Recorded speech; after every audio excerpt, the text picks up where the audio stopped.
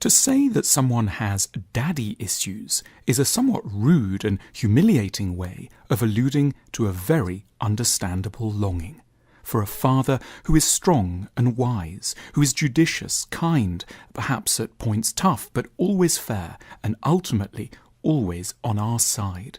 It would be so understandable if we were to feel we wanted someone like this in our lives, especially at moments of confusion and chaos. The longing for a strong father has been a recurring theme throughout history. Most religions have conceived of their central divinities as male parents.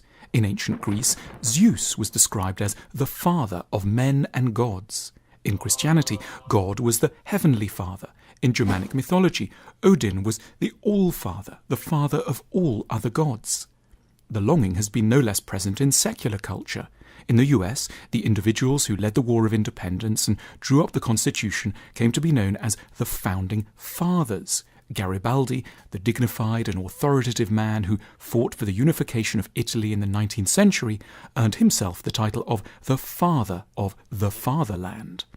In early childhood, we are all immensely weak and in need of protection. We can't understand the world. We're so fragile, we could be killed by a moderately sized dog.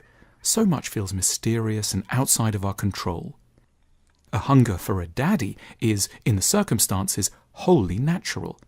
A grown man inevitably and rightly seems immensely impressive to a small child. They appear to know everything: the capital of New Zealand, how to drive a car, how to say a few words in a foreign language, how to peel an avocado. They go to bed mysteriously late. They're up before you. In the swimming pool, you can put your arms around their neck and rest on their back. They once kicked a football so high you nearly couldn't see it. It's beyond astonishing when one is 4. The paradox of daddy issues is that those who have them are almost always people who didn't have very good fathers when they were small.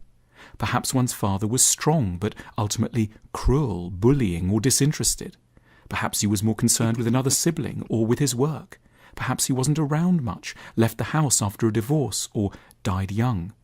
The adult longing for a father is not the result of having had a good father in childhood. It's a consequence of abandonment. The longing can incline us to some tricky patterns of behaviour. However mature and sceptical we may be in most areas, in relation to the idea of male protection, we remain a little like the young child we once were and haven't been allowed to mature away from. We secretly yearn for a man to step in and fulfill an unquenched fantasy role. They'll take charge, they'll make the big decisions, they'll be tough and certain to make our problems go away. They'll make sure the money side of things is sorted. They'll get angry and aggressive with anyone who hurts us. They'll be proud of us and love us as we are. We'll be looking out for daddies in friendships, at work, and, not least, in politics.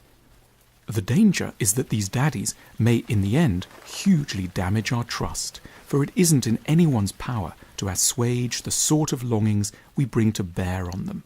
They may know very well what we want and naively or cynically promise to provide it for us, but gradually, too late, we stand to realize that they had 1,000 flaws, as we all do.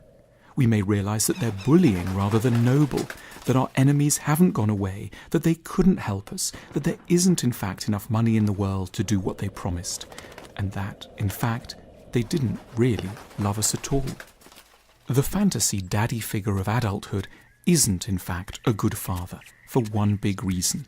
Truly good humans know they aren't that powerful and are happy to admit to the fact cleanly and honestly, just as soon as we're ready to take the news, which is normally when we're around 12 years old and conscious of new powers and capacities. A good father doesn't, beyond that age, pretend to be all-powerful. They confess they can't solve all our problems and can't magically save us from a myriad of dangers, no matter how much they wish they could. The good daddy disappoints us just as soon as we're strong enough to bear reality. Out of love, they deflate the idea that there could ever be a perfect, ideal daddy. They try as best they can to help us grow up. If we encounter someone who has daddy issues, the temptation is to get frustrated, to tell them to mature, to mock them, and in particular, to poke fun at the particular daddy figure they might have identified. this isn't either a very wise or ultimately a very kind strategy. It simply tends to entrench their devotion because whenever we're attacked, we of course feel ever more intensely than ever the need for the protection of an idealized father. What we really need to help us out of our daddy issues is something more like the actions of a genuinely good father. Someone who acknowledges our suffering and our fears, who deeply wants what's best for us and isn't reluctant to say so, but who at the same time, out of love, wants to help us to come to terms with a messy and essentially disappointing world. A man who, out of love, will encourage us to be independent and specifically not to fantasize that anyone, however outwardly imposing, can ever do the impossible. Good daddies allow us to bear the truth that there are, in the end, no daddies.